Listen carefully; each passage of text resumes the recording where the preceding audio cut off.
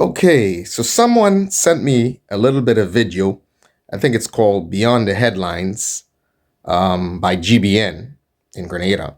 So I took a look at it and I thought that it might be interesting, if I may, add a little clarity to what was said and to elaborate a bit on what was said. So let's take a look at the video and I will comment as we go along. These political parties were grounded in political or social ideology by and large, or are they people-led and personality-led, and conflicts among individuals that resulted in parties as opposed to philosophical and ideological clashes? So there you had the question posed by Colin, and I think he's trying to understand, how do you define the character of a party, or how do parties emerge? And he is saying that his suspicion is that parties emerge based on conflicts among people rather than some ideological conflict. And in some respects, I think he's right on both concepts, not one or the other. I think that both concepts lead to the emergence of political parties. So I think you will see this throughout this discussion, that each of these individuals have a piece of the puzzle to the answer of the questions that they're asking. Part of the issue is that they didn't connect the pieces of the puzzle together, and then they would have arrived at a holistic definition of how the character of parties are defined. But let's see what Chester has to say on the subject. Every political party is based on, whether it articulates it or not, is based on an interest of the various groups or classes that make up the particular society. And every political party has a philosophy, whether it advocates it or not, right? It is just the nature of the whole human engagement of politics, right? And politics has a lot to do about rights. It has a lot to do about privileges. It has a lot to do about division. It has a lot to do with how wealth is created and distributed and who gets what. Okay, so here we see, of course, and that's understandable, we all know why, Chester is discussing this from a socialist Marxist theoretical point of view as some sort of class struggle that helps to define the structure and character of political parties. We understand.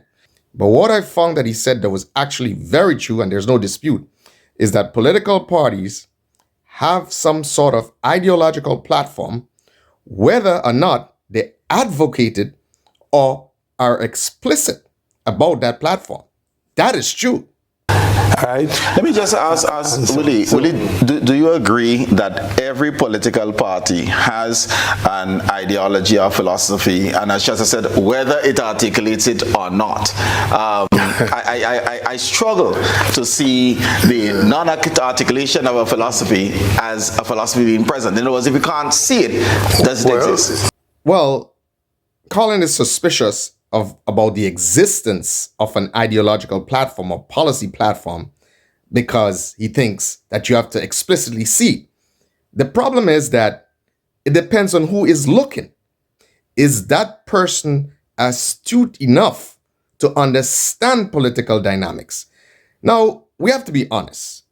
The average voter or the average electorate does not care too much about ideology of parties. A lot of the times, they are more concerned with immediate benefits, right? So higher level political dynamic is not so much of a concern, especially in the Caribbean. And a lot of functioning of government is behind the scenes. The mass of people really are just interested in what benefits are accruing to them. They don't care about the day-to-day running of the government. They just want to know, am I getting electricity services? Am I getting good roads? Am I getting water? Do I have the opportunity to build a home and feed my family? These are their issues. The actual mechanics of the running of government, that's not much of a concern. Yes, it might be deemed to exist in the the sense that a philosophy might be attributable, given who the players are and what their interests are known to be. So I would say yes, find cuts here and there, but generally yes. If you take the New Drill movement, I mean, that was very, very clear. If you take the GNP, it was clear. If you take the NDC of today, it is not clear, I don't think. And the NNP used to be pretty clear. I'm not so sure it's very clear right now. So, there are variants of the thing, but I agree with the general thought. So there you have it. William, in an individual way, identified one of the things that helped to define the character or policy platforms or ideology of parties. He said something that was very significant. He said, look at the political history of the people that are involved in the party. And we'll talk a little bit about this later on, and we'll see how all of this ties in together. Now, so let's track this. Chester spoke about the emergence of an NNP. That is also significant. And he talked about how the NNP party emerged in a post-1983 environment, assisted in some respects by the interventionists, as he says.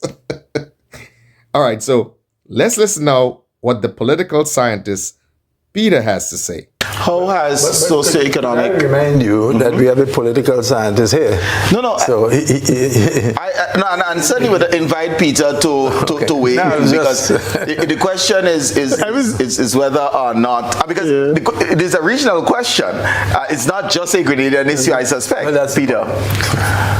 No, I was finding the conversation quite fascinating and listening with great interest. But Grenada is very different to the other Caribbean islands. As small as we are, Grenada is very different because your political development has been somewhat unusual, and certainly the initial part, in terms of the pre-1951 period, is probably similar. But after you pass the Geary era and you get into the revolution, the New Drill movement clearly had a very leftist outlook, which was significantly different to a lot of other Caribbean countries. Certainly a lot of us were left, but certainly not as left as them. The alliances that they would have formed with Cuba and so on in terms of Grenada's development took you in a different direction. And here it is again, individually, Peter gives another piece of the puzzle. Notice he talked about the alliances with Cuba and international players. So we're going to get to all of this, and we're going to see, as I said, how all of this ties in into actually helping define the character, ideological platform of political parties. And then the revolution, the coup that was interrupted by the invasion changed all of that. And then, the rest is history. Currently, I would say that Grenada has particularly one political party, which is in two branches. That is definitely not true. And I would explain this by showing the reasons behind it. And I think that Chester's challenge identifying the political philosophy of the NDC and also the NNP of late is unsurprising. In all fairness, Chester did give one of the points that helped to define the character or the ideological doctrine of political parties, which he talked about the emergence of the NNP party post-1983. But of course, probably could have elaborated a little more. Because, as you look across the Caribbean, there's really no significant difference between political parties in every island that you have. So my take on the whole definition of character of political parties, you might want to take a look at my video that I made about the NNP internal power struggle. And to a very large extent, I think I handled the issue of generally how political parties are defined in the Caribbean. But if we want to get down to the whole technical aspect of it, I like to define the character of a political party by the acronym GPAPS. That is G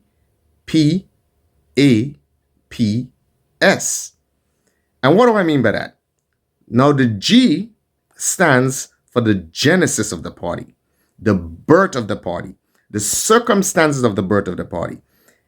Every individual, every institution is largely impacted by their birth.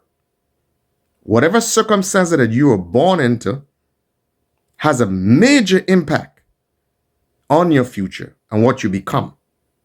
So it's the same thing with political parties. And as Chester might have said, and he just, skimmed over it, he says, the emergence of the NNP party post 1983. To elaborate, that emergence helped to define the NNP party going forward. Because we know prior to that, you had more leftist ideology. So the NNP, nobody wanted to touch leftist ideology post 83, and for good reasons. So NNP would have been seen as an alternative to leftist ideology. And again, as I said, NNP, in my general discussion with the NNP struggle, NNP is considered a center-right party. So that's G, Genesis. The birth of the party helps to define the character of the party. Now P, the first P, has to do with, as Willie rightfully pointed out, the players or the people in the party, their political history, their background, and their personal political ideology, especially the people at the upper echelons of the party, the people who are responsible for the management of the party, the people who are the core leadership of the party. They, by their very position, has the ability to influence the political and ideological doctrine of the party. Without a doubt, that is clear. Now the next letter, A, stands for alliances. And individually, Peter talked a little bit about that. But he said it only in the context of the NJM and their alliances to Cuba. But that A, that alliance, is general for any party. If you look at the alliances to a very large extent, it can give you clues to the ideological doctrine of the party or the policy platform that that party is leaning to. There's a colloquial saying, idiomatic expression, and it goes like this: show me your friends, and I can tell you who you are. So based on the alliances that these parties have, you can tell ideologically what they are leaning to. So again, you should take a look at that video I made about the whole NNP struggle, because I really kind of laid out the definition of the center-left and center-right parties. The alliances are sometimes institutionalized. So for example, we know for a fact that the center-right parties in the Caribbean are allied with the International Democratic Union. And we know that the center-left parties are allied internationally with the progressive alliances. So you cannot be allied with these parties and then not toe the line a bit. You have to understand that international diplomacy requires that you get into some camp. So the playing field is pretty much set up for you already as a political party, because these alliances are significant when it comes to international diplomacy, when it comes to economic assistance, and when it comes to political alliance and influence internationally. So you cannot allow to isolate yourself politically and say, I'm a Grenadian political party. Absolutely not. And partly, that was part of the problem with the then PRG government. It was a problem of isolation. The survivability, and we'll get to that, but I just thought I'd, put it in a little here. The survivability of parties depends, especially Caribbean parties, depends on a certain level of flexibility.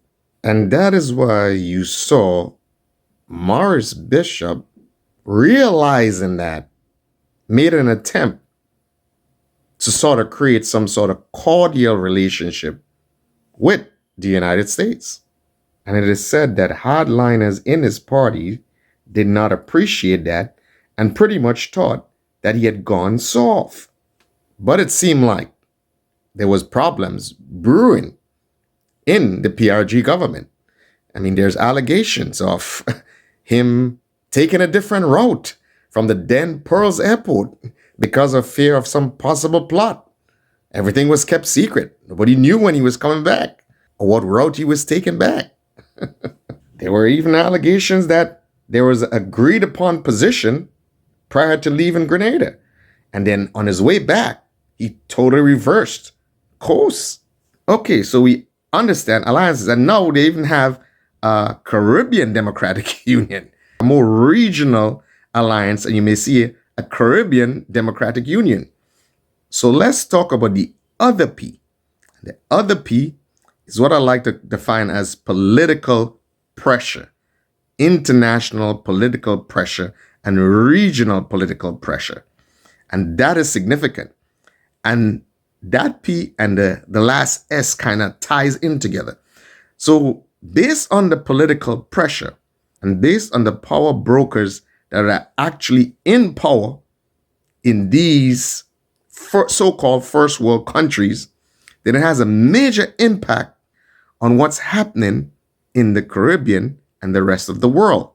So, for example, and I firmly believe, and I dare to say, among other factors, I think one of the major factors that influence the rise of the NDC and them actually winning elections has to do with the worldwide political climate and the fact that the Democrat Party in the United States was in power. Now remember, the Democrat Party in the United States was promoting, and there was so much propaganda about leftist ideology, woke culture, which is something that would have resonated with left-leaning or center-left followers of the NDC party. And they themselves, the political bourgeoisie in the party, or the political elites in the party, would have actually capitalized and aligned themselves with that political ideology that was being spewed by the Democrats of 2020. So that win by the Democrats in 2020 helped in some respects to propel the NDC party to power 2 years after. Another aspect of it that you have to understand, with all the propaganda that was being spewed by the Democrat Party in the United States, now that created, I keep saying it, a mass psychosis. Then on top of that, you add COVID, you add desperation, you add the depression of people, and you add economic uncertainty. What do you have? You have a climate and you have a population or mass of people that is more receptive to left-leaning, socialist Marxist, center-left ideology, because the stuff that they talk about resonates with some people when they are in desperate positions. Again, and if we go back to the genesis of the NNP, we could understand how much political pressure regionally and internationally would have affected the character and the ideological platform of the NNP party. So much for pressure and international pressure. It's quite clear.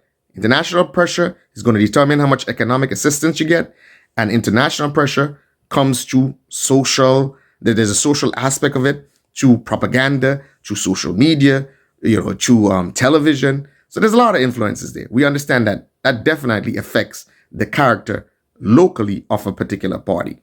So then let's talk now about survivability. And with survivability, what you have, and that's why Peter was talking a little bit about that, and that is where you will see a sort of fluidity when it comes to political doctrine of the political parties in the Caribbean, because of survivability. Because what do you do if you're a center-right party and you're in power, and then the power brokers, so-called first world nations, right? They're headed by center-left parties or left parties. What do? You have to survive in the meantime, right? You still are somehow dependent on them for economic assistance and other things. So you would see, for example, if you notice, and that is something I think the NNP has mastered over the years, the ability to be a little flexible, although traditionally they're supposed to be a center-right party, but they have reached out to leftists, they've reached out to pretty much everybody across the spectrum. That's why you might have seen alliances with Cuba, and there have been benefit to that. You have scholarships, and you may see alliances with China, yet still they're supposed to be a center-right party. But that comes down to survivability. Wherever you can get assistance, you take it. This is something that, again, the PRG government did not do, because probably it could have been the political climate at the time in the world. If you're allied with the left, you're with the left. If you're allied with the right, you're with the right. So they may not have had much of a choice. But going forward, I think subsequent political parties understood that their survivability depends on being a little flexible when it comes to political doctrine. And if they're getting assistance from any party, a party that may not have the same ideological platform or leaning as they have, then hey, they'll take it. But that assistance doesn't come for naught, because that power broker is still trying to draw you on their side and trying to influence what you do. Even when they get there with the assistance, trust me, they are spreading their doctrine among the people who they are given the assistance in very subtle ways. So there you have it. GPAPS. That acronym helps to define definitively and holistically the actual political doctrine or ideology or policy platform of parties. But as we said, they're a little fluid in the Caribbean for good reasons, for the last letter for survivability. And that is the way it probably should be.